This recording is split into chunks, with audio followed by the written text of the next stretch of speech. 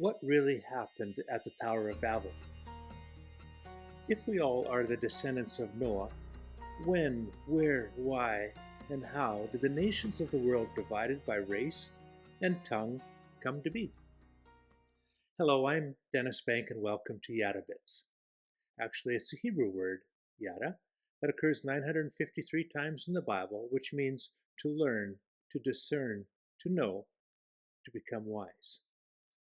Now, the stage is set in Genesis 10, where Noah's sons, Shem, Ham, and Japheth, hit the ground making babies after the floodwaters subside in approximately 2350 BC. In this episode, we'll be following Nimrod, who is Noah's great-grandson. In Genesis 10, we have Nimrod. He began to be a mighty one in the earth. He was a mighty hunter before the Lord, and the beginning of his kingdom was Babel in the land of Shinar. That's Babylon. A handful of writings from ancient historians and tablets that were discovered from this era paint Nimrod as the first of the giants after the flood, and a man who rebelled against his parents. He was very angry at God for destroying the world and his ancestors. He vowed that if God were to flood the world again, this time he would be prepared. He decided to build a massive tower too high for the waters to be able to reach him. Nimrod was vile and ruled with tyranny in order to program his people to consider him as God, thus avenging God for the judgment of his old world.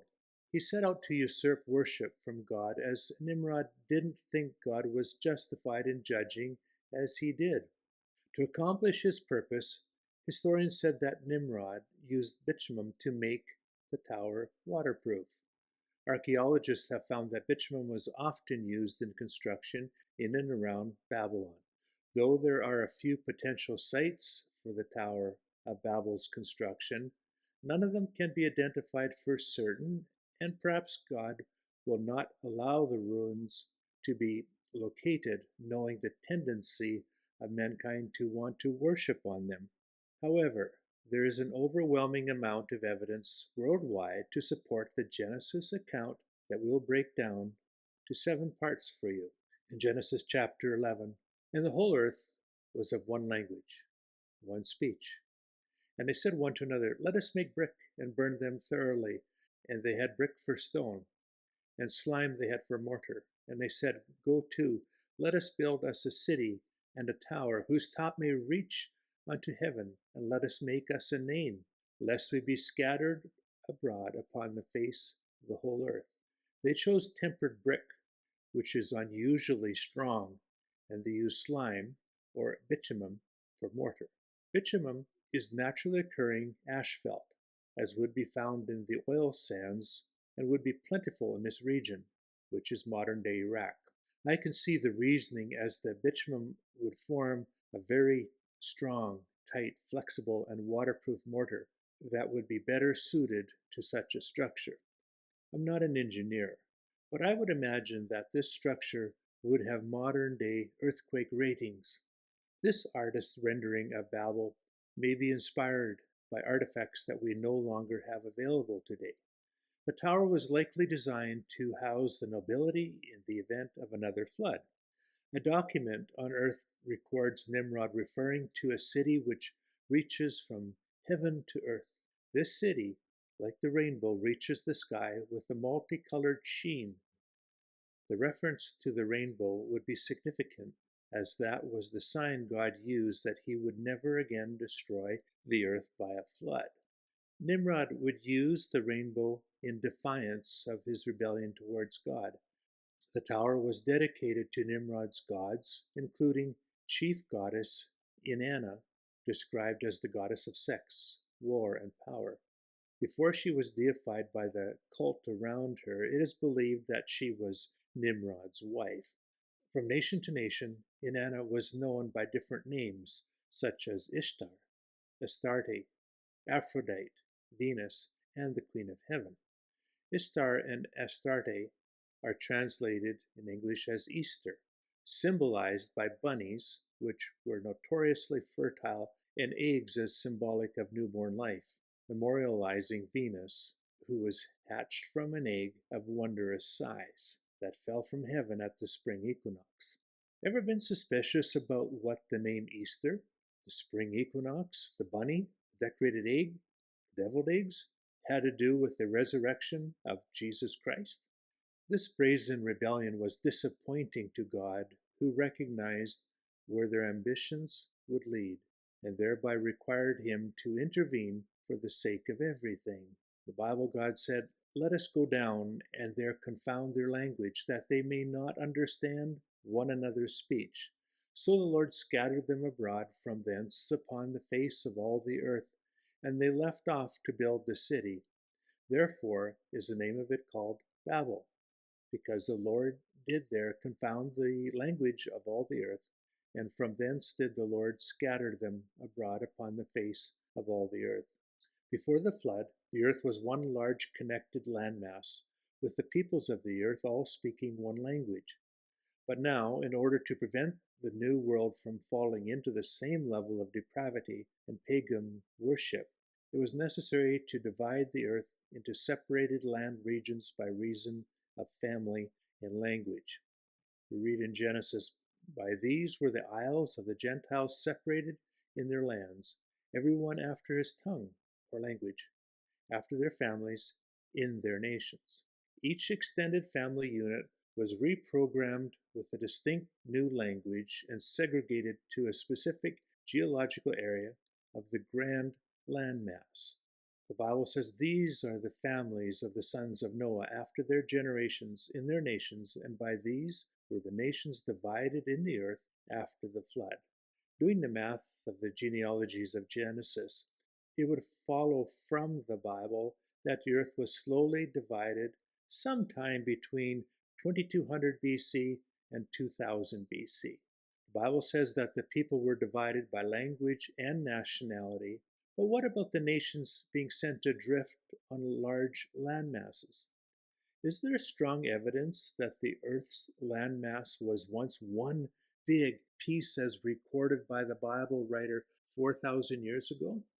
Alfred Wagner started publishing articles in 1912 on his ideas of what he called the continental drift, where he theorized that the Earth was once one large landmass and then drifted apart to lay out the globe as we have now. He had to deal with much ridicule because the distinguished science community dismissed his theory because there didn't seem to be a cause or a power that would lead to the separation of land. As obvious as this was, Darwin's scientists had to deny the concept of the continental drift theory simply because to agree with the land mobilization, they would have to believe in God. They would sooner look extremely foolish than admit they were wrong about God. Isn't that sad? Especially when you consider what their decision would not only cost them, but their students and their families that were following them. Over the years, several interesting phenomena have been verified that can be answered by only one thing, and that is that the Earth's land masses were once all in one piece. Firstly, we can see the relationship the shapes of the continents have to one another and how they snuggle each other when you trace their path backwards to their position at the time of Babel. No doubt some contorting would have happened in the big move that would mess with their original shape a bit. Secondly, similar plant and animal fossils have been found on opposite continental shores in such a pattern that would suggest they were once joined as the picture from the National Geographic Society depicts. Thirdly, the tectonic plates on which the continents of the planet ride on also have a very distinctive shadow that relates to their earlier unity that gives away the obvious spreading of the masses that is still occurring. Fourthly, the underwater mountain ranges that we discuss in the Jonah episode of Yadabits were established as the continents moved apart, opening up the Earth's crust in the process and allowing an escape of the molten lava from the core. The underwater ocean ranges follow the tear line of the Earth's crust as the Earth was divided. Fifthly, this diagram depicts the correlation between the continents with their geological rock formations that would have interlocked when the Earth was one. Sixth, if all the nationalities of the world migrated from one landmass shortly after the flood, as the Bible states, then we would expect the flood account to be part of the oral history legends in every continent on the planet. Anthropologists have reported that one particular legend is common to practically every civilization. This legend speaks of a huge catastrophic flood that destroyed most of mankind, with only a few individuals and animals surviving. According to the Darwin geologist Robert Shrosh, Noah is but one tale in a worldwide collection of at least 500 flood myths, which are the most widespread of all ancient myths and therefore can be considered among the oldest. An Ancient Origins article by Dennis Brooks explains the worldwide flood myth as being caused by comet fragments that landed in all the oceans and bodies of water simultaneously backing up all the rivers, resulting in flooding that destroyed everyone in the area. Furthermore, Brooks quotes Isaac Newton. This comet exerted enough gravitational force to pull forth oceans from beneath our planet's crust. So, according to Brooks, the idea of the flood is not a myth. The only part that is mythological is what caused it. It isn't anything but God, Darwin theory. The seventh, according to Genesis, it was after the building of the Tower of Babel was halted by God that the languages, along with their nationalities, were dispersed over the earth.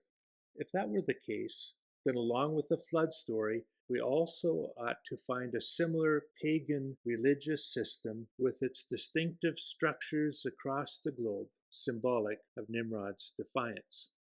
Religious temple structures in the form of towers and pyramids were all constructed after the Great Flood, with the greatest concentration located on the landmass surrounding Babel, which would include Mesopotamia and Egypt. The National Geographic says that Mesopotamia is the cradle of civilization.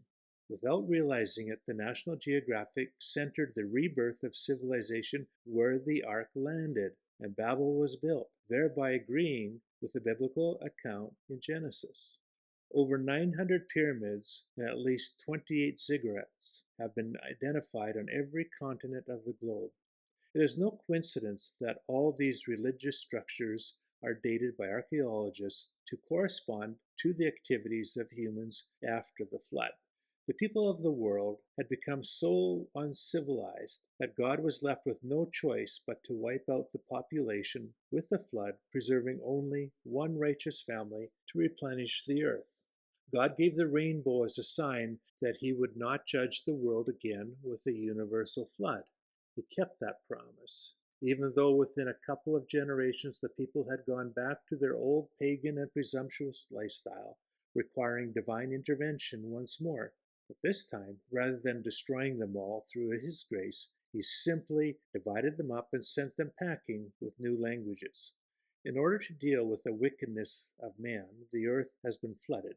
Then it was supernaturally divided, and now an even greater judgment awaits for the same reason, that being the Great Tribulation. Let every earthquake and tremor and climate change catastrophe remind us of why God had to do what he did in the past. The fallout of the rebellion of Nimrod has cast a long, dark shadow over all the peoples of the earth, particularly as it has to do with our relationship with God.